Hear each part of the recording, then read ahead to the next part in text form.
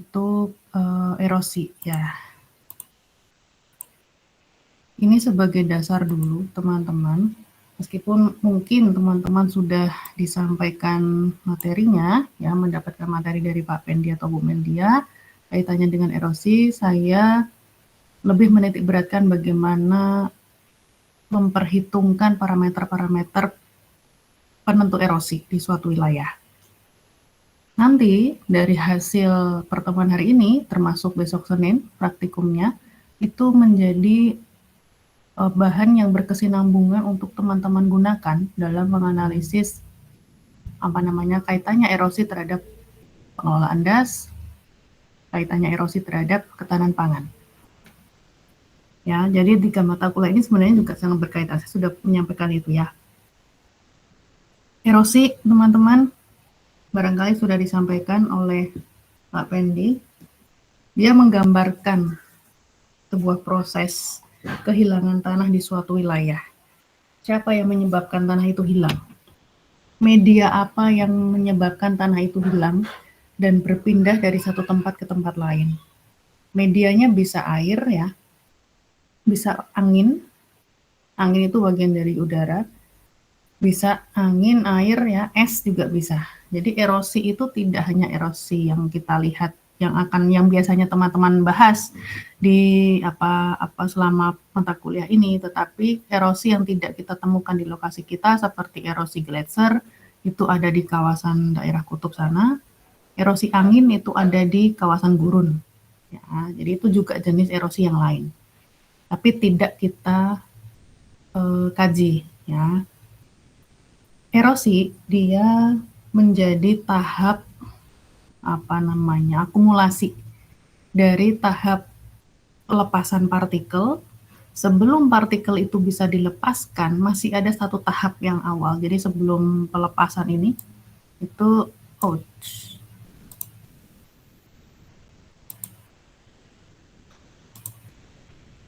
sebelum pelepasan itu ada proses pelapukan dulu.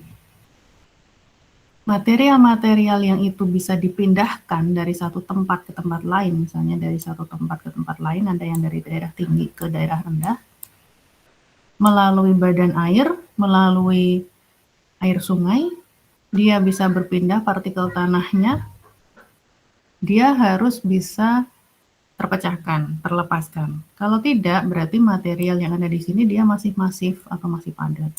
Dia baru bisa masuk ke kategori dilepaskan apabila dia sudah terpecahkan. Di sini agregatnya dia sudah pecah. Siapa yang memecahkan agregat itu? Air hujan yang jatuh ke permukaan bumi. Ya, kalau dia sudah bisa dilepaskan dari agregat yang utuh, dia mudah untuk diangkut dari satu tempat ke tempat lain. Ya, bisa air, angin, dan gletser tadi itu. Ketika perpindahan material itu, termasuk airnya, dia sudah mencapai pada titik stabil, equilibrium kalau bahasa matematikanya ya. Di sini dia akan mulai masuk pada fase pengendapan. Jadi bukan sesuatu yang mengherankan kalau kita ketika di lapangan menemukan tanah-tanah di sini tebal. Daerah yang datar itu cenderung tanahnya tebal. Kenapa? Karena dia akumulasi dari tanah-tanah yang tererosi dari atas ditransportasi atau diangkut ke bawah. Nah, daerah yang di atas ini cenderung tanahnya tipis. Solum tanahnya tipis. Kenapa? Karena dia baru saja melapuk batuannya, ya, baru saja melapuk, ditransportasi, dierosi ke bawah. Material tanah di sini tertransportasi dan tersedimentasi di bagian bawah. Itu secara konsep teori begitu ya. Ya kan, kalau disederhanakan kan tadi ya, kalimat saya panjang lebar bisa disederhanakan dalam bentuk diagram air hujan ya. Dia memecah agregat itu, kemudian dilepaskan oleh air sungai ya, kemudian terangkut. Ini tanah di bagian atas tadi yang saya gambarkan. Kemudian diangkut dan dia akan menuju ke bagian bawah untuk diendapkan. Kemudian tipe-tipe erosi. tipe-tipe erosi, ada erosi percik, ada erosi aliran permukaan, ya, ada erosi alur. Saya kira teman-teman sudah disampaikan ini di Pak Fendi mungkin ya. Sudah belum ya? Sudah. Itu masing-masing wilayah punya toleransi. Sampai batas berapa kehilangan tanah itu masih boleh terjadi. Erosi itu bukan sesuatu yang diharamkan, yang tidak boleh, harus nol gitu. Enggak. Tapi sampai batas mana wilayah tersebut mentolerir kejadian erosi di sana. Sama halnya ketika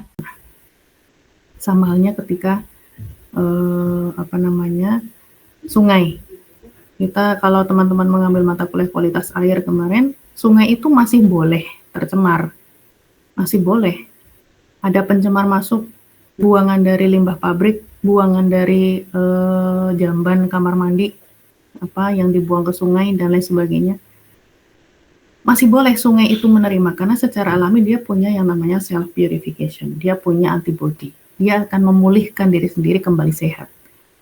Tapi dia punya batas maksimal, daya dukung yang tidak boleh dilewati. Kalau dia melewati batas itu, sungai itu termasuk pada kategori tercemar. Sama seperti das, kalau kalian di pengelolaan das. Nah, das itu kan sehat, kemarin sudah saya sampaikan.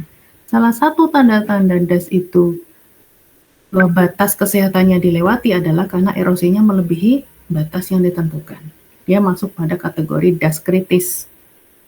Nah, erosi di suatu wilayah itu juga di lahan pertanian dia punya maksimal 10 ton per hektar per tahunnya, sudah paling besar sekali. Bisa dihitung. Angka-angka seperti ini bisa dihitung.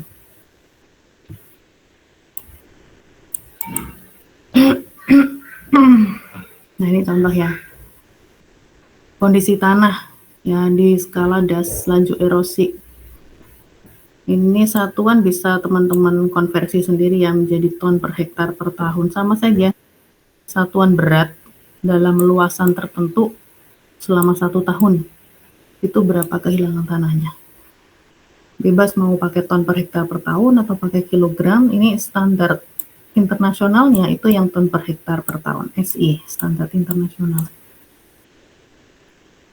Nah, tanah-tanah tropis yang mudah tererosi, sama-sama di daerah tropis, tapi ada yang dia rentan terhadap erosi, ada yang tidak. Nah, ini nanti yang jadi bahan praktikum kita itu seperti itu.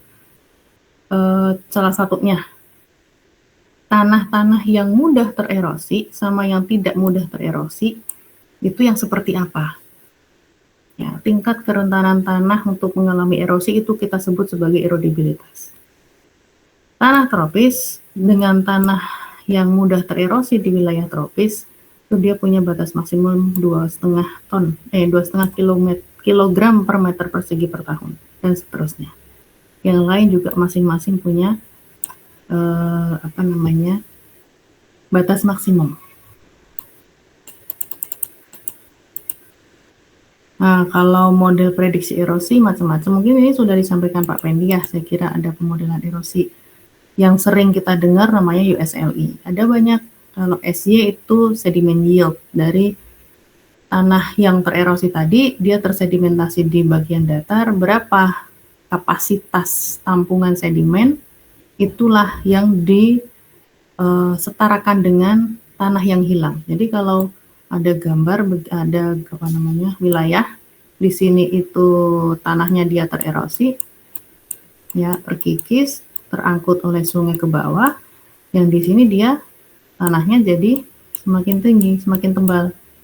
Nah, sedimen yield di sini, sedimen yield itu artinya kapasitas sedimen di wilayah ini itu berapa? Itulah yang disetarakan dengan besarnya tanah yang hilang, besarnya tanah yang masuk ke sini. Nah, bisa dipahami ya, tapi ini tidak kita jadikan bahan praktikum. Teman-teman boleh untuk dijadikan skripsi kalau mau tertarik skripsi tentang ini. Nah, ini yang paling umum, yang paling tradisional ya. Ini adalah RKLSCP, di mana besarnya tanah tererosi ton per hektar per tahun bisa disebut sebagai laju erosi sebenarnya. laju erosinya berapa. Seperti teman-teman kalau naik motor berapa kecepatannya 50 km per jam gitu. Kalau laju erosi di sini nilai nilai A sih di sini. Ada yang menyebutnya EA, erosi aktual, ada yang menyebutnya A juga, macam-macam ya. Tapi unsur-unsur yang di dalam sini itu semuanya sama. Dia dipengaruhi oleh erosivitas, erodibilitas, kemiringan dan panjang lereng, tutupan lahan, kemudian pengelolaan tanah, konservasi. Nah, itu yang USLI ini yang kita kemudian kenal sebagai penentuan laju erosi. Ya, tadi itu tidak akan terjadi erosi kalau nggak ada hujan, belum tentu. Kalau kita mengkajinya tentang erosi air ya berarti hujan, tapi kalau kita mengkajinya erosi angin bisa jadi tidak. Di gurun sana dengan curah hujan yang bisa dibilang mustahil hujan, sangat-sangat kecil, itu pun bisa terjadi erosi angin gitu. Artinya angin pun sebagai media untuk melapukkan batuan, mengikis batuan menjadi partikel-partikel pasir, dan mengangkutnya, memindahkannya dari satu tempat ke tempat lain. Tidak harus hujan, tergantung pada jenis erosinya. Tapi dalam konsep USLI di sini, yang kita fokuskan adalah hujan. Ini praktikum yang satunya, yaitu erosivitas. Nanti teman-teman akan mengerjakan praktikum ini, R dan K. Bagaimana menentukan nilai R, bagaimana menentukan nilai K. Kalau teman-teman mau skripsi tentang laju erosi, boleh, pakai rumus ini boleh, tidak salah. Terlalu jadul nggak Bu? Enggak. Ini rumus yang paling universal, yang paling bisa dipakai di semua wilayah. Masing-masing negara punya penentuan erosinya masing-masing. Ya, ini R erosivitas, K erodibilitas. Ini dua hal yang akan kita jadikan bahan praktikum. Yang besok Senin teman-teman akan kerjakan. Sama ini, faktor penentu erosi adalah erosivitas dan erodibilitas. Erosivitas berarti siapa yang mengerjai erosi? Erodibilitas itu adalah tanahnya, berarti seberapa rentan tanah itu mudah untuk tererosi, atau bahasa mudahnya, mudah tidaknya tanah itu untuk mengalami erosi oleh hujan yang jatuh ke permukaan bumi. Tentunya erodibilitas dipengaruhi oleh sifat-sifat fisika dan kimia tanah itu sendiri. Prakteknya tidak hari ini ya, teman-teman pahami dulu supaya besok Senin bisa langsung eksekusi. Faktor erosivitas hujan yaitu kita sebut sebagai R, berasal dari istilah rain gitu. Satuannya adalah kilojoule per hektar per tahun. Karena air hujan itu punya energi kinetik, kalian ingat mata pelajaran fisika atau kimia ya, yang menggunakan satuan joule. Masih ingat?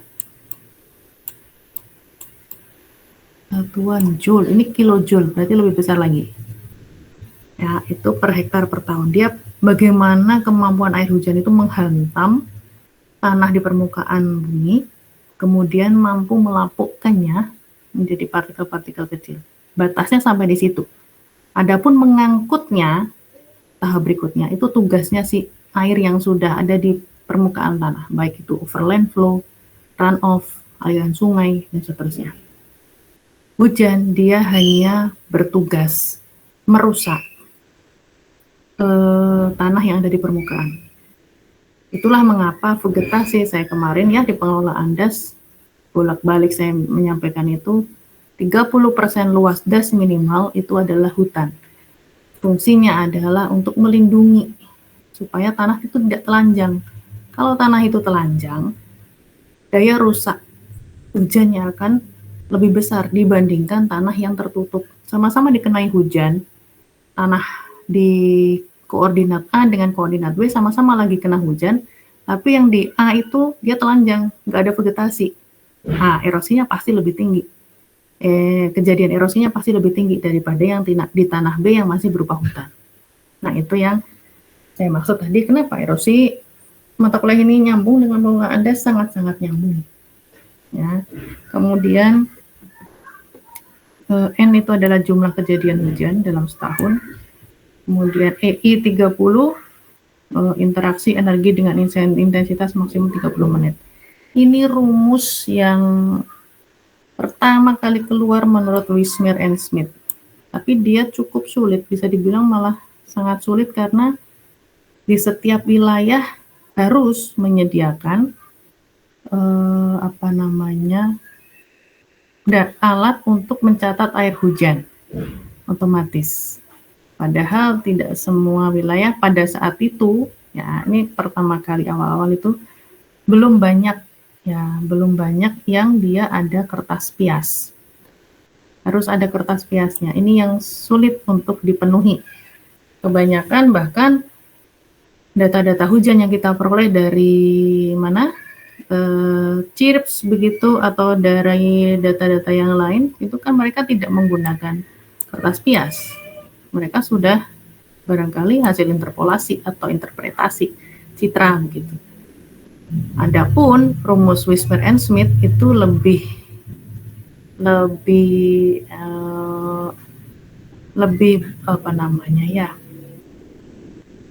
lebih baik digunakan untuk data hujan yang diperoleh dari pengukuran manual. Itu keterbatasan dari rumus ini. Kemudian pada perkembangannya si Bowles itu dia menentukan rumus yang kurang lebih bermakna sama, menentukan indeks erosinya secara bulanan, ya, berapa kilojoule per hektar ini per bulan. Kemudian curah hujan bulanannya berapa, kemudian jumlah hari hujan per bulan berapa, kemudian jumlah hujan maksimum dalam satu hari dalam bulan yang bersangkutan itu berapa. Ini yang sulit nih. Sulit. Kenapa? Tidak semua stasiun pengamat hujan itu punya data yang detail per jam. Nah, dalam hitungan jam-jaman, tanggal 1 Januari dari jam 1 pagi sampai 12 malam, itu tiap jam diukur, dihitung hujan yang jatuh. Nah, tidak semua wilayah stasiun pengamat hujannya punya data itu. Itu salah satu kelemahan dari metode Bowles ini. Ya. Tapi bisa digunakan. Kalau teman-teman tertarik untuk penelitian ini, minta datanya di BMKG barangkali. Data-data yang mencakup curah hujan maksimum itu boleh dimasukkan. Boleh digunakan rumus ini. Tinggal dimasukkan angkanya, ketemu EI 30 per bulan. Ya. Nanti ketika EI bulanan selama 12 bulan dalam tahun yang sama itu dijumlahkan menjadi EI 30 tahun X. Nah, untuk menentukan erosivitas itu tidak cukup 1 tahun. Ya, tidak cukup 1 tahun. Dia perlu sebenarnya mengikuti standar perhitungan pada rumus iklim. Berapa tahun tuh? Ada yang tahu? Berapa tahun? Kalau kita mau menentukan tipe iklim suatu wilayah, data hujan yang diperlukan berapa tahun? Ada yang tahu? Di Medclim harusnya disampaikan juga tuh.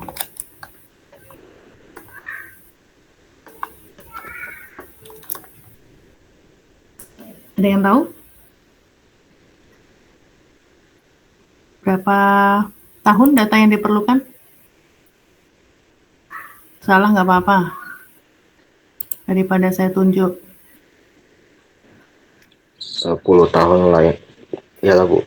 10 tahun. Ada jawaban lain? 30 tahun, Bu. Berapa? 30. 30. Ada jawaban lain? 5 tahun, Bu. 5 tahun, cukup ya 3 orang. Oke.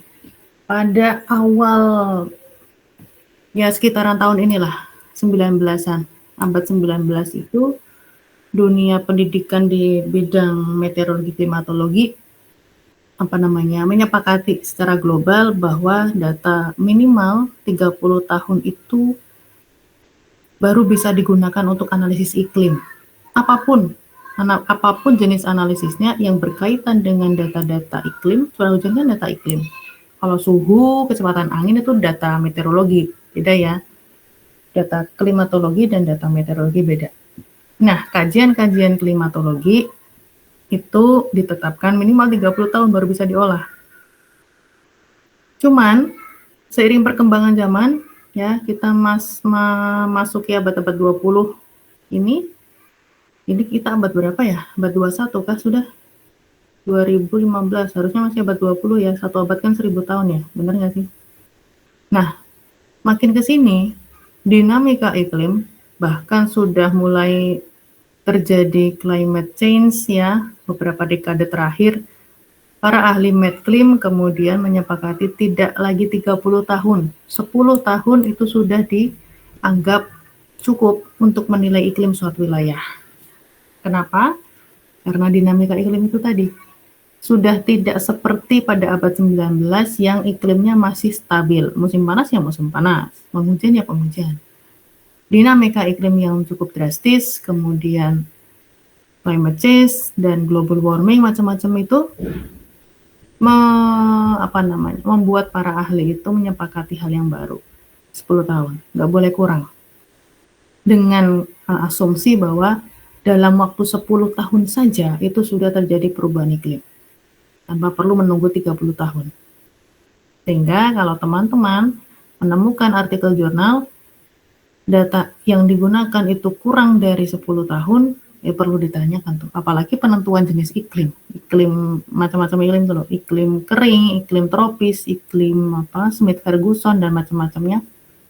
Kalau data yang digunakan kurang dari 10 tahun, perlu dipertanyakan. Ya. Terus lanjut. Nah, kemudian ternyata malah lebih tua ya, 1975. Pada perjalanannya perhitungan erosivitas itu kemudian ini dari luar negeri semua. Smith-Ferguson, Wismir and Smith, Bowles dan Lanvin dari luar negeri semua. Mereka, si Lanvin ini kemudian merumuskan erosivitas yang lebih sederhana. Dia hanya cukup membutuhkan data curah hujan dalam waktu 1 tahun. Kemudian dimasukkan ke dalam rumus. Ya.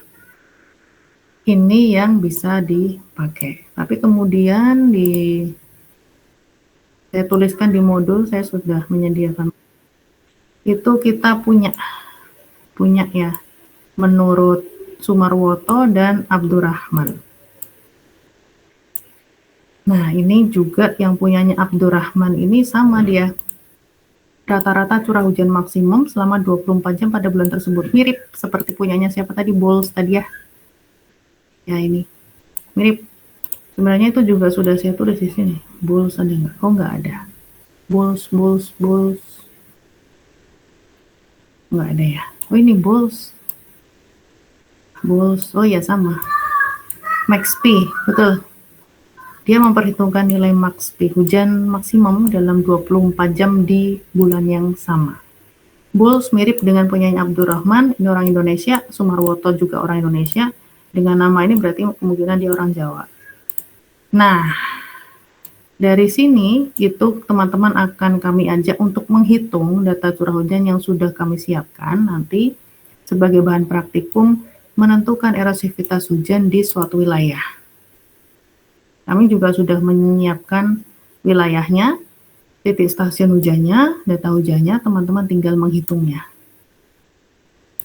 Ya, ini sudah disiapkan, data curah hujan sudah. Nah, kalau yang tahun kemarin itu saya meminta angkatan berapa ya? 22 itu dengan 4 rumus yang berbeda tadi di atas. 1, 2, 3, 4. Bowles, Lanvin, Sumarwoto, dan Abdurrahman. Nanti kalian cukup 2 saja. Kemudian nanti dihitung di setiap titik koordinat stasiun hujannya di suatu wilayah yang sudah kami siapkan. Kemudian dipetakan dengan ArcGIS boleh, dengan QGIS boleh. Kalian memilih 2 di antara interpolasi yang tersedia. Bebas mau yang mana. baru dianalisis. Analisisnya adalah analisis evaporasi, erosivitas itu sendiri, ya. Kemudian yang kedua, membandingkan antara dua metode interpolasi yang kalian pilih. Pasti hasilnya beda. Arah interpolasinya pasti beda. Kemudian nanti laporannya teman-teman kerjakan, tulis tangan saja, ya, karena kemarin yang pengelolaan das sama ketahanan pangan saya minta untuk di print karena supaya buku batiknya bisa digunakan untuk mengerjakan yang ini, erodibilitas dan erosivitas. Dua laporan praktikum yang berbeda, tinggal dipisahkan dengan cover. Ini contoh data, nanti datanya kita siapkan juga. Ini contoh data di tahun kita punya 2004 sampai 16, 12 tahun cukup ya memenuhi syarat tadi yang minimal 10 tahun. Oke. Kemudian kita punyanya data curah hujan bulanan. Ya, dalam bulan Januari 2004 kita punya datanya semua sampai Desember 2016. Ini yang akan teman-teman akan olah besok dengan metode ini. Ya. Terus saya tidak akan menyampaikan teknis perhitungannya sekarang. Lebih enak kalian langsung olah di kelas atau di tempat besok Senin. Kemudian susunan laporan praktikum seperti biasa ya. Ada latar belakang, tujuannya apa, kemudian dasar teorinya seperti apa. Teman-teman kembangkan sendiri erosivitas itu apa, metode yang digunakan nanti kalian pilih dua dari yang ada. Kemudian hasil praktikumnya jangan lupa perhitungan erosivitas itu, kemudian petanya, hasil interpolasi, kemudian dibahas ya dan kalian simpulkan. Ini untuk erosivitas. Bagaimana, sejauh mana curah hujan yang jatuh di wilayah tersebut itu mampu untuk menghancurkan agregat tanah menjadi partikel yang terlepas-lepas dan siap untuk diuraikan, dilepaskan, diangkut, dan diendapkan. Itu tugas hujan sampai di situ. Itu erosivitas. Oke. Sudah bisa dipahami? Cukup dipahami?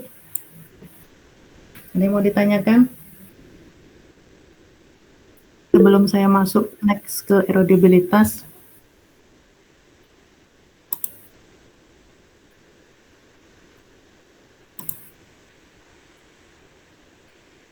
Ada yang mau ditanyakan? Cukup dipahami? Cukup ya? Oke.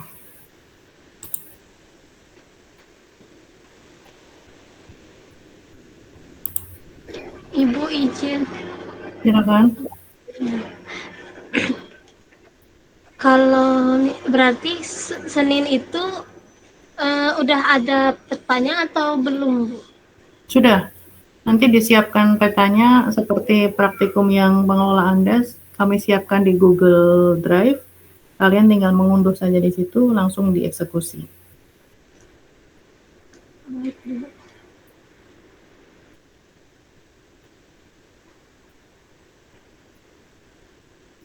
Oke, saya lanjutkan sedikit tentang erosivitas tadi. Ya, kita resume ya. Kita resume, nanti teman-teman tujuan penelitian, tujuan praktikumnya adalah teman-teman mampu menghitung besarnya indeks erosivitas hujan, baik berupa data hujan harian maupun bulanan. Besok dilihat jenis datanya. Kemudian teman-teman mampu membandingkan beberapa metode itu. Kalian pakai Lanvin dan Boles, boleh. Pakai Sumarwoto sama Abdurrahman, boleh. Kemudian kalian petakan erosivitasnya menggunakan dua interpolasi yang berbeda. Ya, ini tujuan praktikum kalian.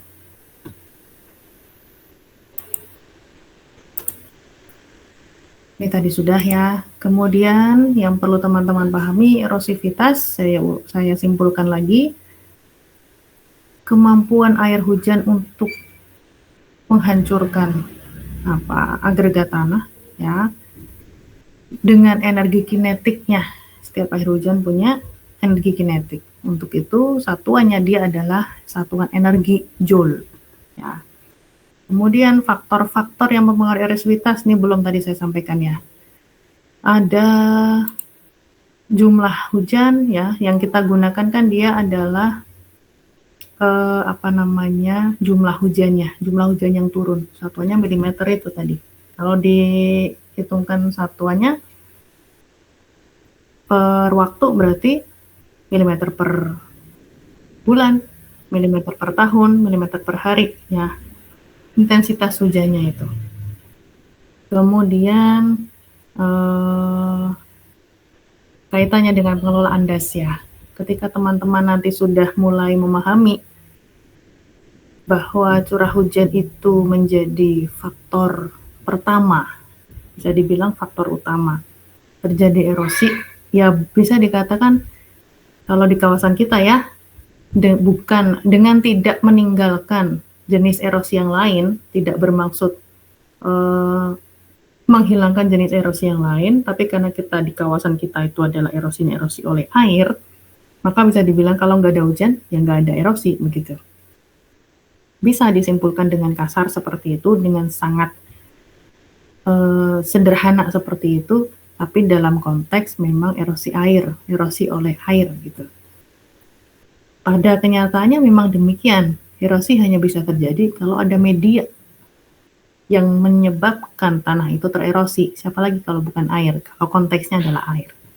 Gak ada hujan berarti tidak ada erosi. Untuk itu kemarin di mana sebenarnya saya mengajak kalian ke Tahura itu tidak hanya ke Tahura juga.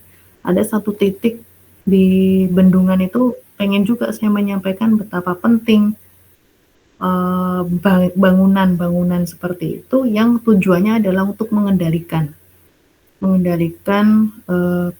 aliran air sungai. Karena sungai itu kan wadah cekungan di muka bumi yang dia tidak hanya berfungsi sebagai saluran air saja, tapi juga material yang terangkut, terlarut di dalam air sungai itu sendiri.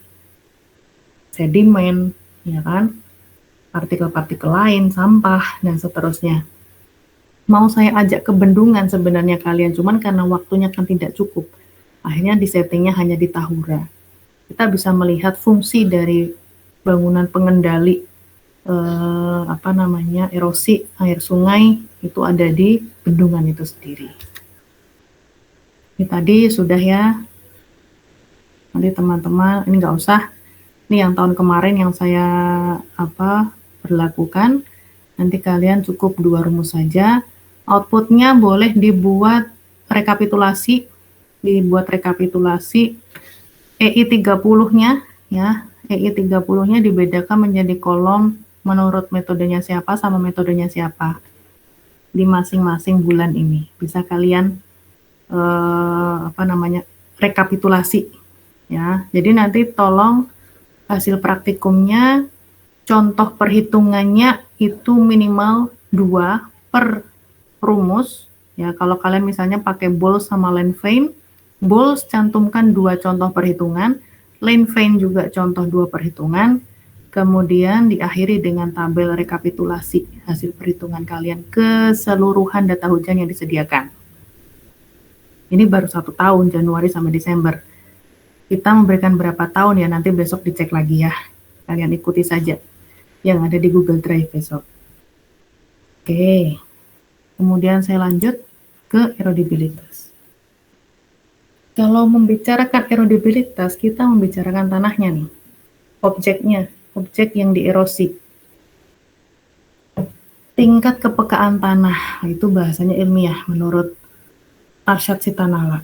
Tingkat kepekaan tanah untuk mengalami erosi akibat daya hantam dari air hujan dan media air yang membawa partikel partikel tanah itu ya.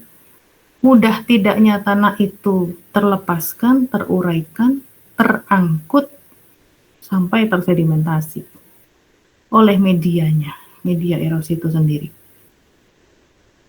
Tingkat erodibilitas tanah dilihat atau dipengaruhi oleh sifat fisiokimia tanah itu sendiri. Contoh, mudah tidaknya seorang manusia sakit jatuh sakit dan tidak itu tergantung pada dirinya sendiri. Pola hidupnya sehat atau tidak, dia cukup tidur atau tidak, cukup minum air putih atau tidak, pola makannya bagaimana. Hal-hal seperti itu yang menjadi ciri khas seseorang itu sendiri yang kemudian menggambarkan mudah tidaknya dia terserang penyakit. Bahkan dengan upaya kita seprotektif apapun melindungi diri kita, kita pasti ada potensi tertular penyakit tertentu. Tanah juga demikian. Secara alami dia sudah punya resistensi, ya, kayak jam tangan kita water resist, anti air ya. Dia punya resistensi sendiri tanah itu. Mudah tidaknya secara alami loh ini baru alami. Secara alami dia punya sifat fisika kimia tanah bawaan ciptaan Tuhan. Hasil dari pelapukan batuan induk di bawahnya. Kalian buka lagi catatan ilmu tanah, bagaimana tanah itu terbentuk. Dia dari batuan induk yang ada di bawahnya. Dengan ciri-ciri khas yang sudah given, sudah diciptakan Tuhan demikian. Nah, mulai dari tekstur tanahnya bagaimana, struktur tanahnya, kemudian bahan organiknya seperti apa, ya, hal-hal itu ya, sifat-sifat itu dia menggambarkan erodibilitasnya. Sama seperti kita. Kalau kebiasaan begadang, kemudian pola makan, pola tidur, pola hidup tidak sehat, ya wajar kalau gampang sakit. Yang pola hidup sehat aja bisa terserang penyakit, bisa tertular. Padahal sehat loh, tiba-tiba pusing, masuk angin, flu itu. Sesuatu hal yang sepele, bisa saja. Apalagi yang tidak menjaga pola hidup. Tanah juga gitu. Tanah yang alami saja, terkena air hujan, dia ada erosi. Jangan dibilang di hutan di hulu sana nggak ada erosi. Mentang-mentang di sana vegetasinya lebat. Erosi pasti ada, cuma intensitasnya sangat kecil. Mungkin hanya erosi percik saja yang ditemui.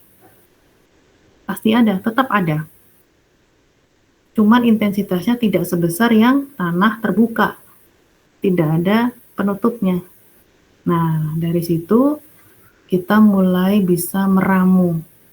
Yang alami saja dia punya erodibilitas tanah. Apalagi yang sudah tidak alami. Artinya, penggunaan lahan itu juga berpengaruh sebenarnya terhadap tinggi rendahnya erodibilitas. Cuman untuk konsep dasar erodibilitas itu murni dari sifat tanah aslinya. Tidak peduli penggunaan lahan di atasnya apa. Dia mau ada perumahan, permukiman, hutan di atasnya nggak peduli. Tanahnya sendiri dulu secara alami yang dibaca untuk menghitung erodibilitas. Kalau sudah memperhitungkan penggunaan lahan di atas, itu bukan erodibilitas lagi, tetapi erosi. Beda ya. Erodibilitas itu tingkat kerentanan tanah mengalami erosi. Kalau erosi ini sendiri, itu erodibilitasnya sudah digabungkan dengan tadi. Dengan erosivitas, dengan penggunaan dan penutup lahan, ini dengan lerengnya dan konservasinya. Jadi yang dilihat sekarang hanya sifat tanahnya saja. Ini praktikum, acara praktikum yang kedua. Teman-teman saya minta hadir di hari Kamis di jam pengelolaan DAS. Makanya kemarin pengelolaan DAS saya padatkan 2 pertemuan jadi 1 kali, supaya besok Kamis depan di jam pengelolaan DAS kalian tetap masuk di kelas untuk mengerjakan yang erodibilitas. Ya, erosivitas hari Senin, erodibilitas hari Kamis. Jadi topik yang diminta saya untuk mengisi oleh Bu Meldia, saya bahkan sampaikan dalam 3 kali, karena waktunya juga tidak cukup. Ya, ini kok erosivitas. Lanjut. Nah, saya sebenarnya sudah menyiapkan juga untuk modulnya erodibilitas. Teman-teman nanti diharapkan mampu untuk menghitung besarnya indeks erodibilitas tanah dari sifat fisik dan kimia tanah. Kemudian teman-teman mampu menunjukkan jenis tekstur tanah melalui segitiga tekstur tanah. Kalian bahas tekstur tanahnya di wilayah tersebut apa, kemudian bahas juga pengaruhnya itu terhadap erodibilitas tanah. Kalian akhirnya bisa melakukan pemetaan erodibilitas tanah. Ya. Oke, pelan-pelan dulu. Kalau teman-teman mau penelitian terhadap penelitian topik erodibilitas, hal-hal yang perlu disiapkan adalah peta unit analisis. Kalian analisisnya mau apa? Mau DAS? Mau administratif? Saya sarankan DAS. Karena dia akan lebih mudah membantu kalian berpikir sistematis hulu tengah hilir DAS itu seperti apa. Kalau administratif, bukan tidak boleh dan tidak bisa, bisa dan boleh. Tapi analisisnya akan terbatas. Tidak seluas cara berpikir kalau kita unit analisisnya DAS. Apalagi kalau nanti kalian mau lanjut S2 misalnya, skripsinya tentang erosi di DAS, S2-nya mau pengelolaan DAS. Itu akan lebih keren lagi. Artinya dengan lokasi yang sama, topiknya sama, tapi dinaikkan kelasnya. Saya dulu juga gitu, S1, di S1, S2 tempatnya sama, persis dengan kajian tanah juga. Yang pertama saya meneliti evaluasi kesesuaian lahannya terhadap rumah penduduk. Di tesisnya saya tingkatkan menjadi risiko longsor. Di tempat yang sama, datanya sama, lebih hemat biaya, tapi analisisnya lebih tajam. Nah, itu memudahkan teman-teman untuk menelusuri linearitas kalau nanti teman-teman ada yang bercita-cita pengen ke dunia perdosenan begitu. Karena membutuhkan yang namanya linearitas. Ini sekilas saja. Oke, lanjut. Nah, untuk perhitungan indeks erodibilitas itu ada dua cara. Teman-teman mau menggunakan percobaan di lapangan atau pakai rumus nomograf. Di sini kayaknya ada materinya. Oh ya, kalian mau pakai rumus ya atau mau pakai nomograf? Kalau kita pakai nomograf dulu ya. Pakai rumus dulu deh. Kalau pakai rumus ya, bisa juga dilakukan di lapangan secara kualitatif. Nilai K dengan hasil percobaan ya, kalian punya peta bentuk lahan nih. Misalnya di Tahura kemarin. Dalam satu DAS, Tahura kemarin masuk DAS apa? DAS apa ya kemarin? Ada yang mengerjakan hasil delineasi batas DAS dengan Mas Raihan kemarin? Tahura masuk DAS apa kemarin? Ayo, mengerjakan nggak itu? Yang mana, Bu? Yang pralapangan. Ada Raihan, ada Bahrul, ada Labib, kayaknya kemarin di kelas. Menemani teman-teman membuat peta NDVI, peta batas DAS, delineasi batas DAS. Nah, Tahura yang tempat lokasi lapangan kita kemarin masuk DAS apa itu? Hasil delineasinya. Itu kemarin masuk DAS, kalau nggak salah, Riam kanan. iya, riam kanan itu. Riam kanan, oke. Saya nanya karena saya nggak tahu. Nah, riam kanan, anggap saja ini nggak ada pointer ya. Oke deh.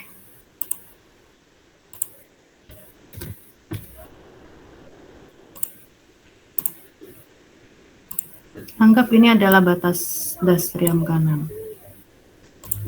Kemudian setelah kalian membuat dari peta DAS riam kanan itu, kalian delineasi bentuk lahannya. Di geomorfologi diajari kan? Kalian mendelineasi batas unit bentuk lahannya dalam satu DAS, misalnya yang di sini pegunungan, misalnya asal aja saya Yang di sini adalah perbukitan. Yang di sini adalah dataran aluvial. Ya. Yang di sini adalah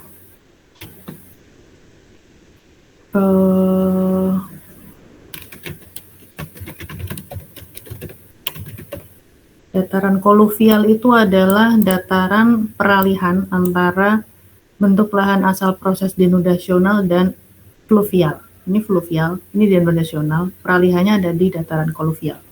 Material yang ada di sini didominasi oleh material kasar.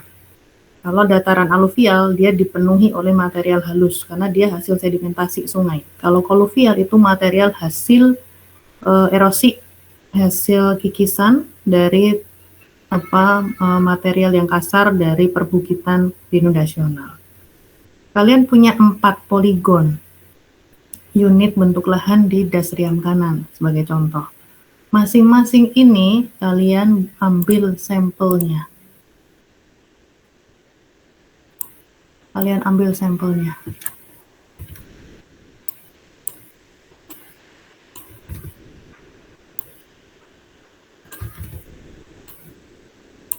Sampel ini, satu poligon diambilnya cukup 1. Karena apa? Karena kalian sudah menggunakan prinsip geomorfologi, di mana satu satuan bentuk lahan itu pasti sama. Dari apanya? Dari genesisnya, sejarah pembentukan bentuk lahan itu, apakah dia vulkanisme, tektonisme, denudasional, fluvial, ya, masih ingat ada 10 proses geomorfologi, ada solusional, dan macam-macamnya. Secara genesis, satu poligon ini sama. Kemudian dari aspek geologinya, satu poligon ini pasti sama. Dari aspek lerengnya, satu poligon ini pasti sama. Dari aspek satu lagi, nama bentuk lahannya. Oh, pegunungan terkikis kuat. Tidak mungkin dalam satu poligon ada pegunungan terkikis kuat dan ada dataran koluvial. Tidak mungkin. Proses pemetaan yang kalian pelajari di mata kuliah geomorfologi terapkan di sini.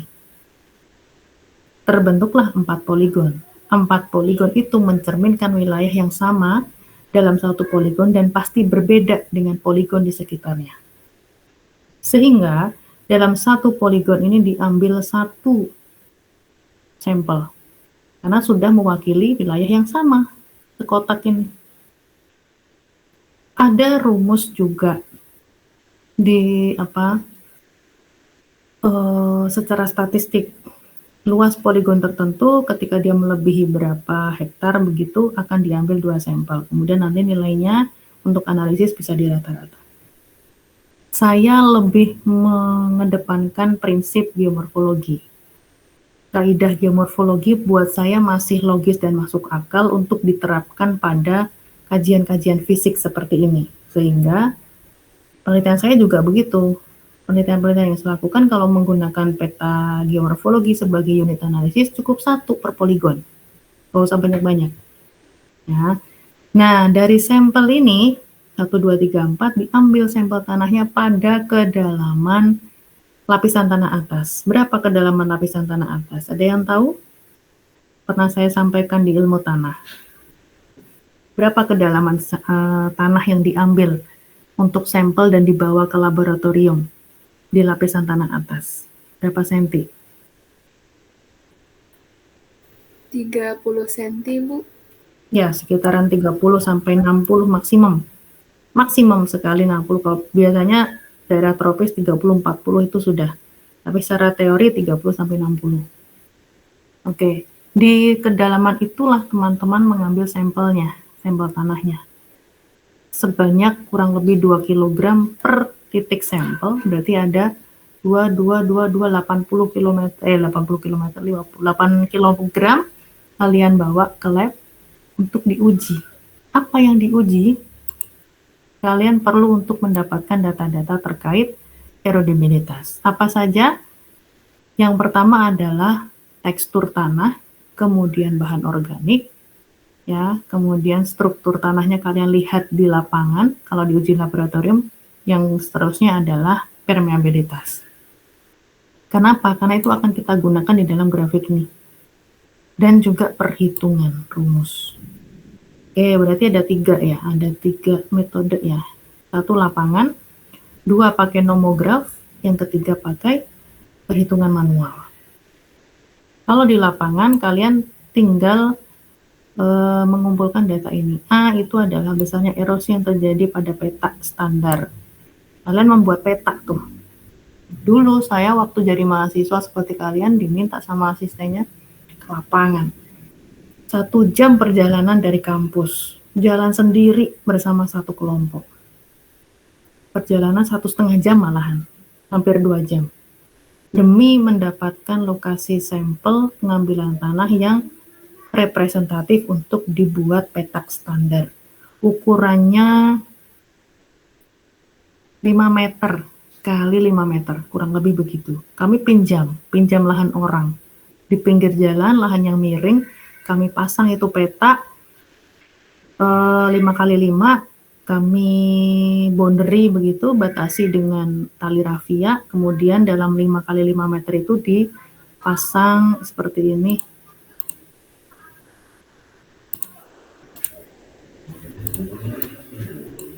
Seperti ini kita buat petak-petaknya menjadi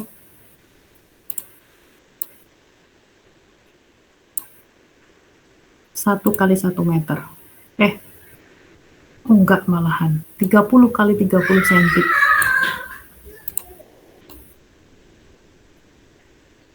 Nah, pokoknya dalam 5 kali 5, ini 5, ini 5, ini 30 kali 30, gimana caranya habis. Akan terbentuk petak-petak kecil. Nah, petak-petak kecil ini kita hitung kehilangan tanahnya menggunakan beberapa metode namanya pin erosion.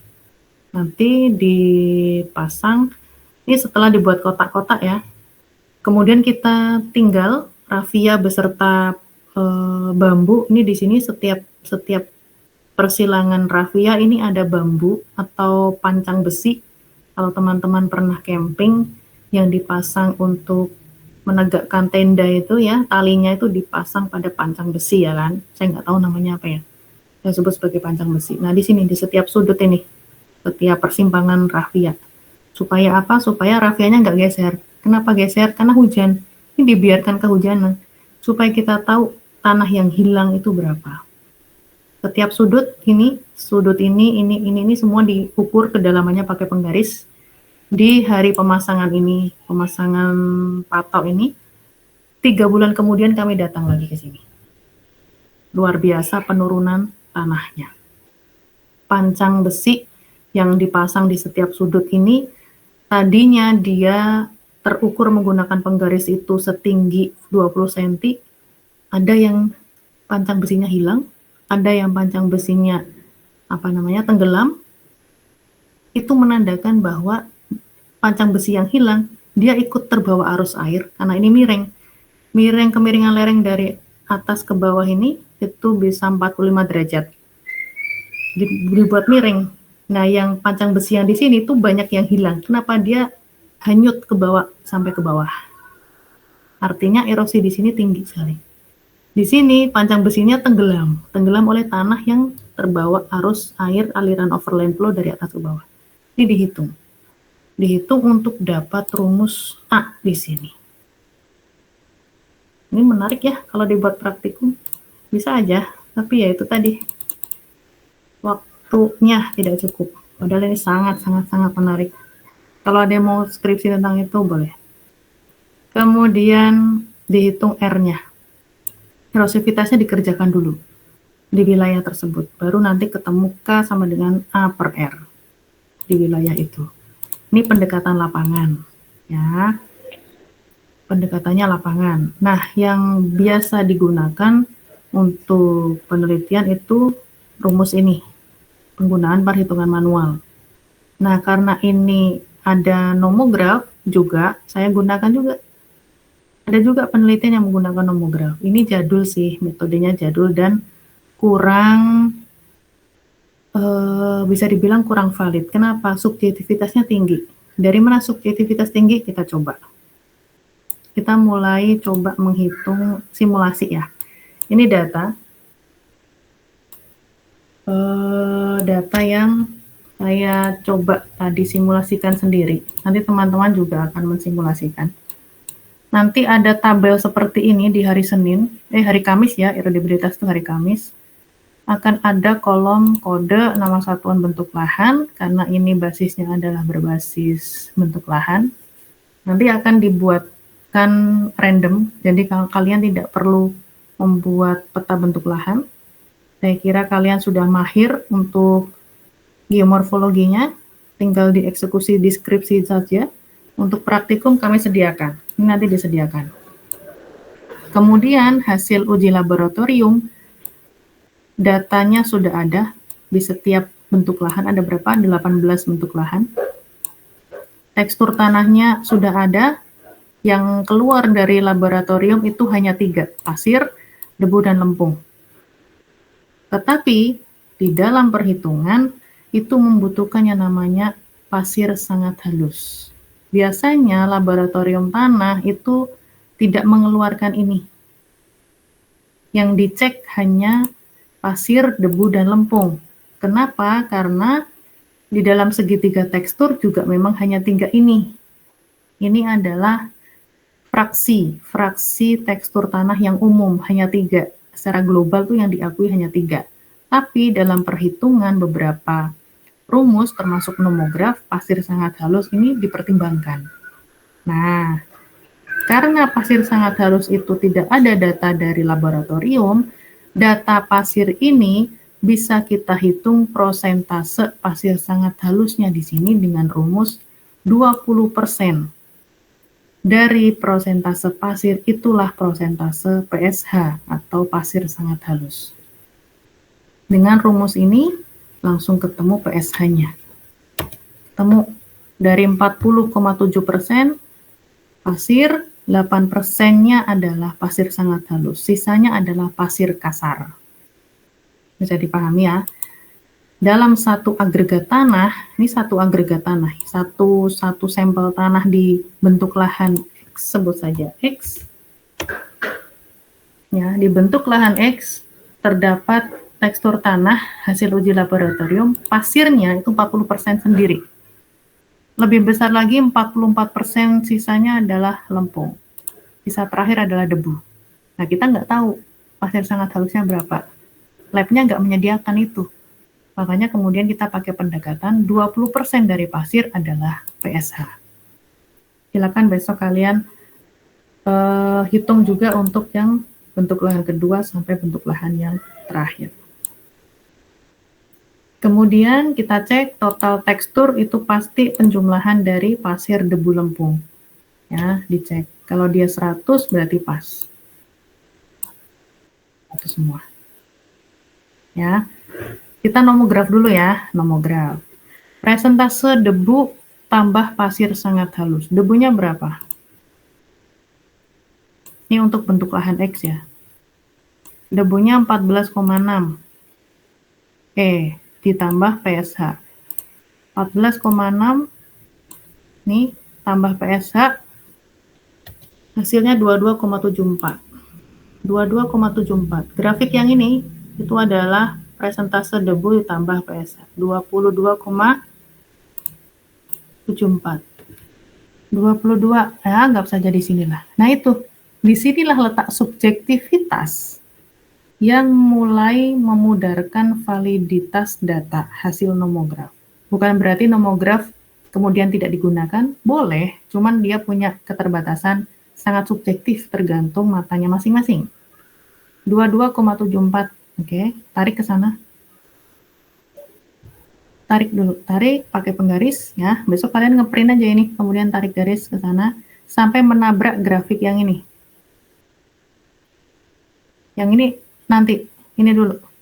Apa ini? Grafik apa ini? Dilihat, persen pasir. Persen pasirnya berapa? Kita masih di sini ya.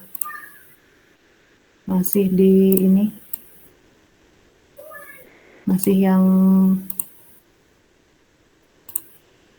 bentuk lahan X. Pasirnya 40,7. Dicek, ini 0, garis yang ini adalah 0%, 5, 10, 15, 20, 40 di sini. Kalian tarik garis 20,74, tabrakkan itu dengan garis yang 40%. 40-nya tarik ke atas. Tadi ketemu titik 22,74 di sini misalnya, pura-puranya di sini ya, subjektivitas ya, bukan pura-pura ya. Menurut saya ada di sini. Sudah? Turun, tarik garis ke bawah. Sampai dia menabrak garis yang di sini. Sampai menabrak grafik yang ini. Nah, 22,74 ditabrakkan sampai garis pasir, persen pasirnya 40, ketemu di sini, tarik garis ke bawah, tabrakkan sampai grafik yang ini, sampai pada presentase organik di tanah tersebut. Presentase bahan organik berapa? 0,59. Kok ini kosong, Bu? Dari hasil data laboratorium yang keluar bukan bahan organik, tapi C organik, karbon. Kalau kalian melakukan penelitian yang sama, misalnya kalian menguji ke lab tanah Fakultas Pertanian, yang keluar adalah C organik. Ini data C organik. Tapi yang kalian hitung di dalam nomograf itu adalah bahan organik. Nah, bahan organik diperoleh dari 1,74 dikalikan C organik dari data lab. Ya, kemudian 1, berapa tadi? 0,59. Tadi ke sini. Ya, ini karena saya nggak punya penggaris. Ini di sini 40, benar ya, turun ke bawah sampai 0,59. Di mana 0,59 di sini? Ya, di antara inilah, di antara dua garis. Ya. Sudah ketemu di sini anak panahnya. Tarik garis mendatar, cus gitu sampai nabrak grafik yang ini. Ini grafik apa ini? Kode struktur tanah. Ada 1, 2, 3, 4. Kode struktur tanah.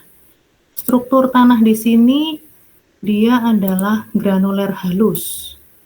Granuler halus di dalam grafik nomograf dia masuk pada kode 2. Ini dapatnya dari mana? Di lapangan, bukan hasil lab.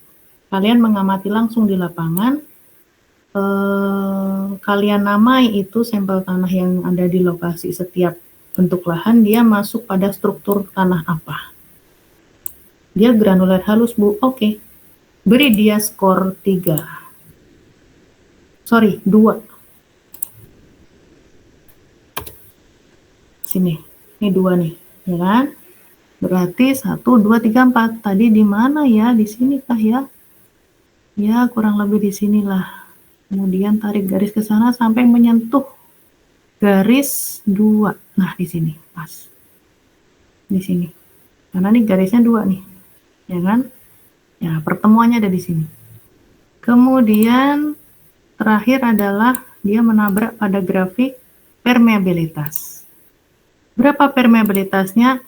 Data yang keluar dari laboratorium adalah kecepatan permeabilitas. Ini data kecepatan, milimeter per jam biasanya satuannya. Tinggal dikonversi mau jadi apa. Kemudian yang dimasukkan ke dalam nomograf adalah skornya. 0,056 dia masuk apa? Sangat lambat ya, nggak tahu Bu lambat apa enggak, dicek klasifikasinya.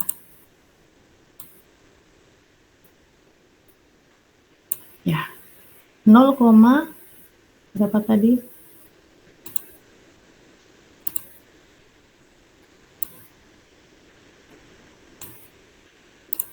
0,056.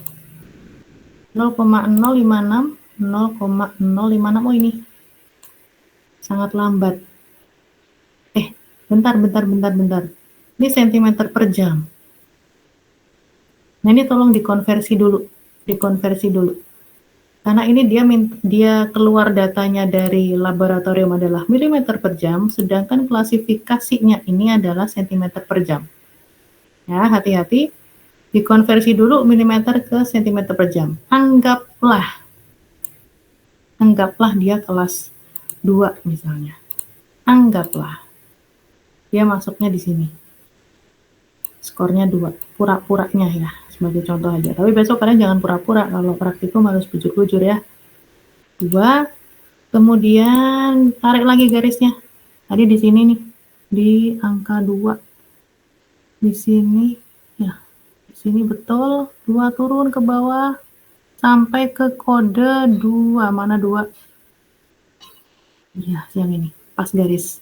Baru ditarik ke garis kiri. Set, disinilah erodibilitas tanahnya. Ke sini, ke bawah, ke kanan, ke bawah, kiri. Kanan, ke kanan, bawah, kiri.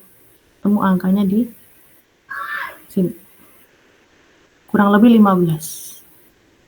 15 satuannya adalah di sini ya. Faktor 15 di sini bisa jadi angkanya 2, mana 2? Ya benar di sini. Ini di sini ya. Di sini 10. Menurut nomograf dia 10. Saya tulis di sini 10. Ya, 10. Itu menurut nomograf. Indeks erodibilitas ya, dia adalah satuannya miligram hektar per mikrojoule per hektar per milimeter. Kalau dia pakai manual. Kalau pakai yang nomograf, dia nggak ada satuannya tuh. Untuk satuan metrik ya, dia tidak seperti satuan perhitungan manual. Dia angka saja. Contohnya di sini. Ya. Nah, ketemu angkanya di bentuk lahan X tadi, dia adalah nilai K-nya 10 dari hasil perhitungan nomograf di sini. Selesai tugas kalian. Belum. Kenapa belum? Itu baru bentuk lahan 1. Kalian masih punya 18 bentuk lahan, yang masing-masing juga harus dinomografkan. Dengan cara yang sama seperti ini. Datanya sudah ada. Nanti akan kami berikan data ini. Kalian tinggal masukkan ke nomograf sebanyak 18 kali sesuai dengan jumlah ini. Ya. Kemudian sekarang kita masuk ke metode yang kedua, yaitu manual. Perhitungan manual rumusnya pakai ini saja. Ada beberapa rumus erodibilitas, tidak cukup 3. Saya pernah membaca sampai menemukan 4 rumus yang berbeda, termasuk jurnal saya sendiri. Saya pernah menjurnalkan ini di tahun 2017. Itu saya pakai rumusnya ini, beda. Saya pakai rumusnya Wismer and Smith tahun 78. Angkanya beda, coba bandingkan. Ya, angkanya beda. Beda kan? Tapi konsepnya sama. Dia memperhitungkan erodibilitas. Dan faktor-faktor yang diperlukan juga sama. Tekstur tanah, M itu tekstur tanah di sini, bahan organik, H, derajat struktur tanah yang dilihat di lapangan, B, yang C terakhir permeabilitas, sama persis, nggak ada yang berubah, cuman angka konstanta pengalinya saja yang beda. Ya, kalian pakai ini aja nanti sesuai yang ada di modul. Kemudian langkah-langkahnya adalah, karena sudah punya datanya ini, pasir, debu lempung sudah ada, kalian mencari angka ini. M, H, B, C. Untuk dimasukkan di dalam rumus. Ya. M-nya berapa? Setiap bentuk lahan. A, B, C-nya berapa? M itu tekstur tanah. Ya. Tekstur tanah ini kan semua ada pasir debu lempung. Bukan pasir debu lempung dimasukkan di dalam rumus, kalian harus mencari nilai M-nya. M itu ada yang given, ada yang sudah ada standarnya, ada yang pakai perhitungan manual. Yang punya standar langsung itu ada di sini menurut USDA. Ya. Kalian dengan melihat ini tadi, Oh iya, ini harusnya ada satu. Oh ini jenis tekstur tanah, benar. Kalian sudah pernah membuat mengidentifikasi tekstur tanah dari segitiga tekstur? Sudah belum?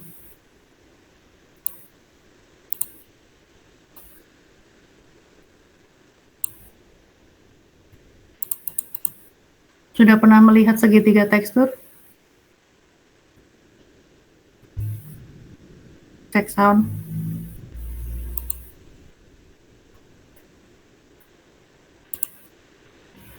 Sudah pernah melihat segitiga tekstur? Sudah melihat Bu, tapi belum belajarin. Belum pernah mengidentifikasi? Belum. Sama Bu Meldia juga belum pernah diajari? Belum Bu. Belum ya? Oke, jadikan hasil praktikum saja. Saya coba carikan yang bahasa Indonesia.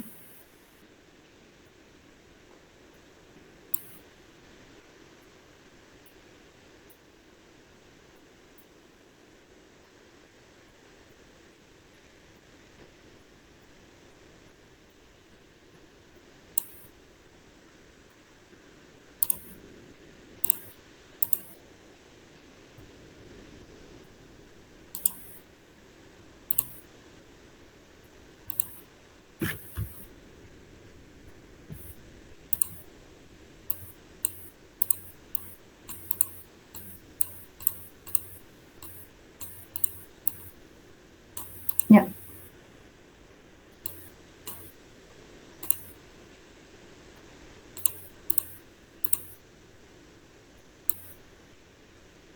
Ini adalah gambar segitiga tekstur. Wahana tempat kita menentukan jenis teksturnya apa. Dengan 3 fraksi yang berbeda. Ya. Di sini. Nah, ini di jurnal saya yang pernah saya kerjakan dulu. Saya pakai yang bahasa Inggris. Kalian nanti pakai yang bahasa Indonesia ini aja. Ya, yang sebelah kiri, sisi kiri ini adalah komponen fraksi lempung. Yang kanan adalah komponen fraksi debu. Yang bawah adalah komponen fraksi pasir. Kalian sudah punya datanya. Pasir, debu, lempung ada semua. Tinggal bagaimana kalian menempatkan titik posisi itu supaya ketahuan jenis teksturnya apa. Lempungkah, lempung bergeluh, geluh, geluh berdebu, dan seterusnya. Nih, ini yang versi bahasa Inggris. Ini yang bahasa Indonesia. Ya. Oke, kita coba mulai. Mulai contoh 1 ini. Pasir 40%. Oh, jangan pasir dulu. Yang kiri, lempung dulu. Oke. Lempungnya 44,7. 44,7. 44,7 di sekitaran sini, sekitaran 45 lah ya, 45. Sini.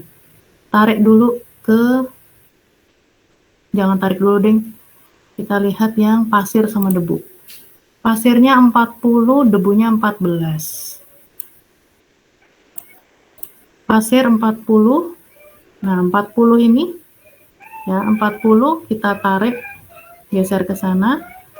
Yang apa namanya? 44,7 tadi kita tarik ke kanan sampai ketemu di angka 40 tadi punyanya pasir. Ya. Kemudian lempungnya berapa? Debunya berapa? Debu 14,6. 14,6 di sini sekitaran 15, tarik ke bawah. Sampai ketemu titik pertemuan 2 garis tadi. Ketemunya di sini ya. 44,7, tarik ke kanan. Ketemu dengan 40-nya pasir ada di sini. Dia pasti sejalan. Posisinya di sini saya coba buatkan di sini. Iya.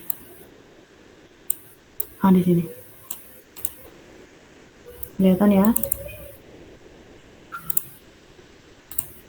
Oke. 44,7-nya lempung, kita tarik garis ke kanan sampai menabrak garis yang pasir. Pasirnya 40%, dia tarik ke atas, ketemu dengan 44,7-nya lempung, yang debu 14,6 tarik ke bawah. 14,6 di antara 10 sama 20 tarik ke bawah, ketemulah di sini. Lempung ke kanan, pasir ke atas, debu ke bawah. Lakukan hal yang sama untuk semua jenis semua bentuk lahan dengan data-data yang sudah kami berikan. Tadi hasilnya apa di sini? Lempung. Lempung berarti di sini hasilnya adalah lempung atau clay bahasa Inggrisnya. Oke. Lakukan hal yang sama untuk bentuk lahan yang lain. Ini baru jenis tekstur tanah. Ya, kenapa ini harus diisi? Kalau kalian mau menggunakan klasifikasi nilai M itu berdasarkan jenis tekstur tanah, lempung itu kan liat, ya, liat.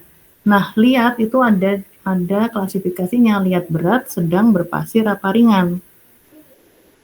Dari mana kalian bisa tahu? Harus ke lapangan. Harus penelitinya langsung yang mengambil keputusan. Tidak cukup hanya lempung saja. Tidak cukup hanya lempung saja. Lempung itu lihat. Bahasa tanah yang lain, lempung itu sama dengan lihat. Yang sangat lengket. Lempung yang sangat lengket itu lihat. Ya. Kalau dia di sini lempung saja, tidak ada ciri-ciri yang lain, berarti masuk di sini. Oke. 4310 boleh dimasukkan di sini 4310. Sorry, di sini aja. Kalau kalian mau menggunakan ini, 4390 ya. Kalau mau menggunakan klasifikasi ini menurut USDA. Tapi yang saya sarankan adalah kalian menghitung dari rumus ini. Sudah saya tulis di bawah. M sama dengan PSH ditambah debu. Berarti persentase pas PSH-nya berapa? 8,14 ditambah debu 14,6 kalikan dengan 100 dikurangi lempung. 100 dikurangi lempung. F3 ditambah E4. Debu ditambah PSA, betul. Kalikan 100 dikurangi lempung. Ketemu M. Ini angka M, berdasarkan hasil perhitungan yang ini. Ini yang saya sarankan kalian untuk mengerjakan di praktikum erodibilitas, untuk yang perhitungan manual. Bukan menggunakan ini. Ya, ini boleh kalian gunakan besok kalau pas skripsi misalnya ya. Ini biasanya jarang orang menggunakan. Lebih enak menggunakan yang perhitungan karena kita bisa mengontrol di sini. Toh kita juga punya datanya, ya kan? Nanti tinggal di drag ke bawah. Nah, shred begitu ketemu angkanya. Sudah nilai M selesai, M selesai tekstur tanah, ya. Ini tadi kalau tidak punya data pasir sangat halus maka persentasenya diambil dari 20% kalikan persentase pasir. Kemudian selanjutnya mencari nilai ABC. A itu prosentase bahan organik. Nah ini, tadi yang saya sampaikan. Data lab itu tidak ada bahan organik, adanya C organik. Untuk itu, supaya bisa dimasukkan di dalam rumus, C organik diubah menjadi bahan organik dengan rumus ini. 1,74 kalikan L3 kalikan C organik tadi. Ketemu angkanya 0,59. Kemudian nilai struktur tanah ya, nilainya ya, kodenya apa namanya, harkatnya. Ini B, ya ini B. MAB, oh ini A-nya belum ya, ini sebagai A. Ini sebagai A. Berarti ini saya beri warna yang sama. Oke. M sudah, A sudah, sekarang B. B diperoleh dari nilai struktur tanah. Nilai struktur tanahnya apa? Kalau granuler halus tadi apa klasifikasinya? Granuler halus kodenya 2. 2 inilah yang dimasukkan di dalam rumus. Di dalam rumus ini, rumus ini ya. B, berarti B-nya 2. 2 kurangi 2 sama dengan 0. Itu. Kemudian yang C diperoleh dari permeabilitas. Permeabilitas tadi ketemu angka 2 tadi, ya. 2 itu juga yang dimasukkan di dalam sini. 2 min 3 sama dengan min 1. Dikalikan 2,5, min 2,5, berarti ini berubah jadi minus. Silakan bisa menggunakan laptop juga boleh, pakai Excel, pakai kalkulator juga boleh. Jadi untuk B dan C yang dimasukkan adalah kodenya. Kemudian bahan organik. Oh iya, bahan organik lupa, belum ya. Nah, di sini ada nilai lain. Ada perhitungan lain. Kalau yang di ada rumus di mana kita memasukkan persennya, angka persennya, berarti yang ini 0,59 yang dianggap sebagai nilai A, ya. Ada juga yang dikonversinya tidak ke bahan organik, tetapi C organiknya langsung, data langsung dari laboratorium, dia dikode menjadi 0, 1, 2, 3, 4. Nah, untuk itu nanti kalian boleh saya putuskan saja ya. Saya ambil keputusan di sini, sesuaikan aja dengan ini. Nah, ini. A itu kan bahan organik semestinya dia. Persennya yang dimasukkan. 0,59 berarti 0,59 dimasukkan di A sini. Tapi ada juga dengan data C organik, dia langsung di-skor, diangkakan. Kalau C organiknya adalah 0,34, dia masuknya kurang dari 1, berarti nilainya di sini 0. Sampai sangat tinggi, dia masuk kategori gambut, nilainya 4. Bisa pakai ini menggunakan C organik, bisa juga pakai persentase bahan organik. Kalian boleh baca-baca jurnal. Tapi yang saya gunakan di penelitian saya pun, saya menggunakan prosentasenya. Nanti berarti kalian C organiknya tadi diubah menjadi bahan organik ya, 1,74. Nih, prosentase bahan organik. Bukan kelas skor C organik. Ya. Kemudian nanti kalian boleh baca ini, silakan bisa dibuka di Google Scholar saya. Kalian download sendiri, baca sendiri. Nah, outputnya adalah seperti ini petanya. Dalam satu das yang nanti kita berikan, itu nanti kami sudah sediakan ya, kami upayakan untuk disediakan poligonnya. Poligonnya random ya, jangan dianggap itu sebagai data yang real, karena yang dituntut adalah kalian bisa mengolah datanya, bukan tingkat kebenaran sumber datanya. Ya, nanti dalam satu poligon das yang kami sampaikan, di dalamnya sudah terbagi 18 poligon. Yang kemudian masing-masing poligon terdapat satu sampel, mana ya, satu sampel tanah tadi. Ini, ada 18 poligon, ada 18 titik persebaran. Kemudian masing-masing poligon itu kalian hitung, masing-masing bentuk lahan atau poligon kalian hitung di Excel-nya, ya. Kemudian pindahkan data ini ke dalam atribut tabelnya di ArcGIS atau di QGIS, sehingga nanti ketika ditampilkan datanya, masing-masing poligon, 18 poligon itu punya 18 nilai indeks erodibilitas. Nanti kalau direklasifikasi, monggo kalau dibuat klasifikasi, tapi saya kira nggak perlu ya, 0 sampai 1, 1 sampai 6 boleh. Boleh boleh diklasifikasi, tapi tunggu dulu ya. Tinggi, sedang, rendah, oh ada. Di modul ada klasifikasinya. Nanti hasil Excel teman-teman, Excel-nya teman-teman yang ini, kan ketemu tuh erodibilitasnya ada 18. Nah, di kolom paling kanan itu dia masuk mana? Tinggi, sedang, rendahnya. sesuaikan dengan yang ada di modul. Menurut Arsyad itu ada klasifikasinya, sangat rendah sampai sangat tinggi. Pilihkan ke situ. Nah, nanti hasil petanya akan kurang lebih seperti ini. Semakin ke warna merah, semakin tinggi erodibilitas tanahnya. Bisa cukup dipahami? Ada yang mau disampaikan? Ada yang mau ditanyakan?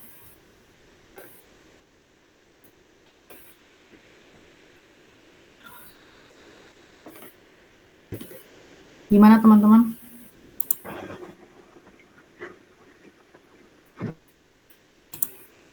Cukup bisa dipahami?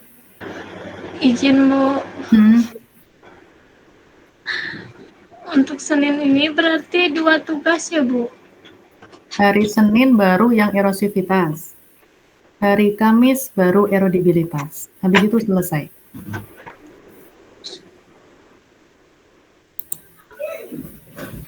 Hari Senin itu di tanggal 1 ya.